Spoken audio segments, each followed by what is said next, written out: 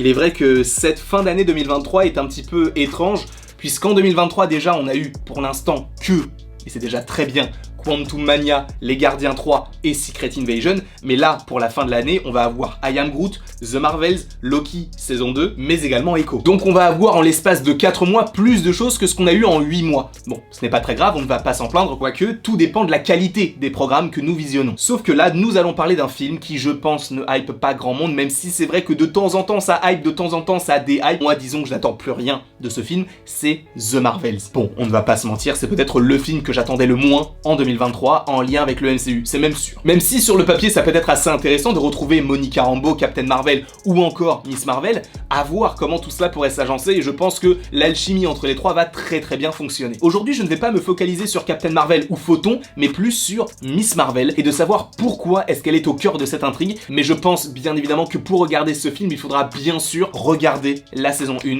de Miss Marvel. Et c'est pourquoi je vous préviens, attention, spoiler, si vous ne voulez rien savoir concernant la suite du MCU et notamment en lien avec The Marvels, quittez la vidéo dès maintenant. Mais oui, nous allons parler de Miss Marvel. Puisque vous le savez, dans Miss Marvel, nous avons la découverte d'un bracelet qui va lui donner des pouvoirs. Alors ça ne va pas lui donner réellement des pouvoirs, mais ça va réveiller un gène en elle, et c'est Bruno qui le dit, mais ça on en parlera plus tard. Et donc elle a la faculté de pouvoir utiliser ce bracelet, et c'est ce qui va lui permettre donc d'avoir des pouvoirs. Mais sachez que le bracelet qu'a Kamala Khan n'est pas le seul de cette sorte. En effet, il y en a un deuxième. Et pour un bref récapitulatif, le bracelet de Kamala a été retrouvé très étrangement dans un temple des 10 anneaux, dans un des épisodes de la série Miss Marvel, aux mains d'une créature à la peau bleue. Et ça, c'est extrêmement intéressant pour la suite et notamment pour The Marvels. Et pour rappel, ce sont les Noor, donc les habitants d'une autre dimension, donc la dimension Noor, qui veulent donc récupérer le bracelet. Et c'est notamment l'arrière-grand-mère de Kamala qui le garde. Et par la suite, elle l'aura à son tour. Et donc, je vous ai dit au début de la vidéo qu'il y avait un deuxième bracelet. Et ce deuxième bracelet, nous le découvrons dans le trailer de The Marvels. En effet, l'antagoniste principal du film n'est autre que Dar-Benn, interprétée par Zoé Ashton. Et donc lorsqu'elle récupère ce bracelet, elle est sur une planète un petit peu isolée et on comprend que tout ceci se passe à notre époque étant donné que Captain Marvel est là pour un petit peu vérifier les agissements de ce personnage de Dar-Benn. Et en plus de ça, on peut se dire mais pourquoi Captain Marvel est présente ici? En effet, dans la scène post-générique du film Shang-Chi et la légende des 10 anneaux, nous avons le personnage de Wong qui contacte Hulk, mais également Captain Marvel afin de comprendre ce que sont les 10 anneaux. Là on revoit Hulk, c'est également pour se rappeler que oui, on l'a vu en humain et c'est très étrange et cela mène à She-Hulk, mais on peut se dire également, mais pourquoi est-ce qu'il y a Captain Marvel dans cette scène-là? Même s'il est vrai que Brie Larson est une grande amie de Destin Daniel Cretton qui est le réalisateur du film, on peut se dire oui, c'est cool, mais il faut que ça ait un intérêt également. Captain Marvel sillonne entre guillemets l'espace afin d'en apprendre un petit peu plus sur différents artefacts cosmiques et magiques, tels les 10 anneaux de Shang-Chi, et qu'elle va donc tomber sur l'autre bracelet en lien avec le bracelet de Kamala, et elle va découvrir que c'est Dar-Benn qui le veut. Et c'est là où on va comprendre une connexion avec le premier bracelet, et notamment avec les cris, puisqu'en effet les deux bracelets sont des artefacts cris. Et je vais essayer d'expliquer ma théorie de manière très simple, c'est que les cris, en tout cas dans les comics, ont la particularité d'avoir la peau bleue. Tous les cris dans le MCU n'ont pas la peau bleue. Minerva oui, mais par exemple Korath ou encore Yon-Rogg n'ont pas la peau bleue, mais ils sont quand même des cris. Et Dar-Benn également n'a pas la peau bleue, et pourtant elle-même est une cri. Et ce qui est assez intéressant notamment concernant ce personnage, c'est que cela se connecte avec le premier film Captain Marvel. En effet, dans le premier film, nous avons un autre cri qui est là et qui commence un petit peu sa domination entre guillemets, qui n'est autre que Ronan l'accusateur. Un personnage que nous allons véritablement découvrir dans le film des Gardiens de la Galaxie volume 1 et que nous voyons donc dans les années 90 dans un vaisseau face à Captain Marvel. Et en fait, ce qui est très intéressant et ce que j'imagine, c'est que le personnage de Dar-Benn en fait essaye de perpétuer la vision de Ronan en étant habillé à peu près de la même manière, en arborant une arme similaire à la sienne, donc on sent qu'il y a une volonté d'héritage derrière tout cela. Comme si Ronan avait ouvert la porte à la domination cri dans le monde, mais à la suite de sa mort par les Gardiens, et je pense que cela sera mentionné dans le film The Marvels, on peut avoir le côté de Dar-Benn qui veuille prendre sa revanche. Et donc de bien asseoir la domination des cris. Mais ça on y viendra un petit peu plus tard, comme je vous l'ai dit, ça c'est le premier bracelet. On peut supposer que c'est un artefact cri,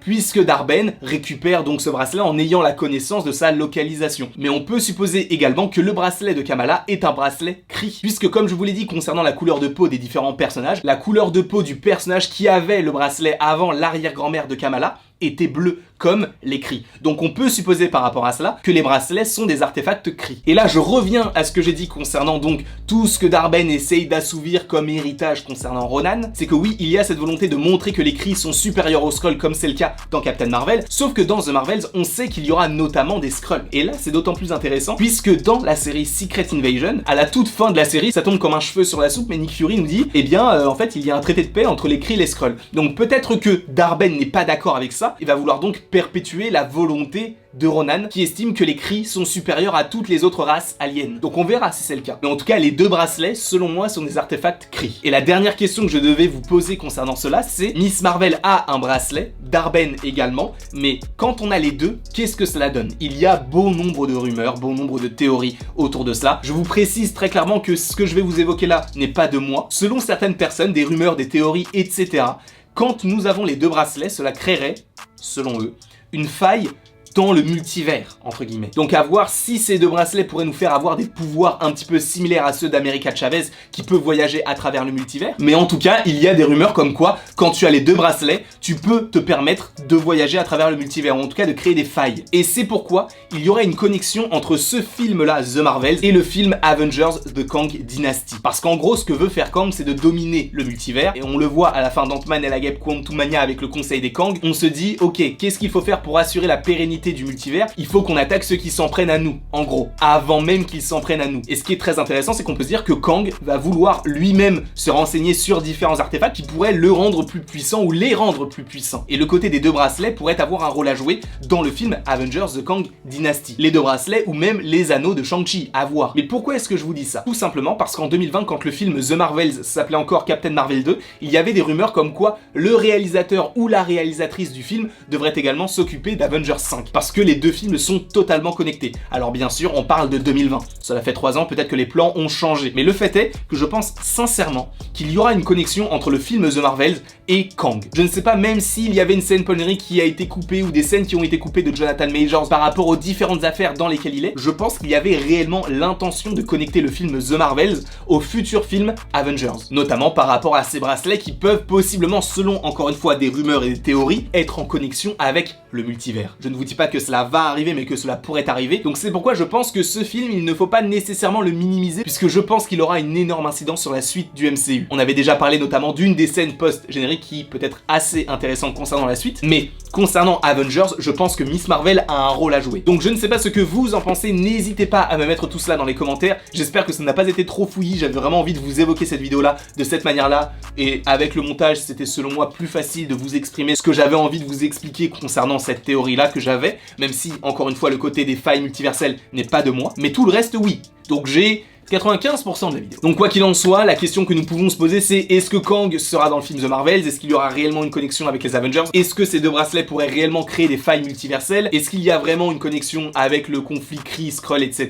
Je pense que oui. Je pense que tout cela fera en sorte que The Marvels peut être une très très belle surprise, mais je n'en attends rien. Quoi qu'il en soit, je vous remercie d'avoir regardé cette vidéo. N'hésitez surtout pas à l'aimer, à la partager, à la commenter et à vous abonner si ce n'est pas déjà le cas. Et après tout ceci, il ne me reste plus qu'à vous dire à la prochaine pour la prochaine.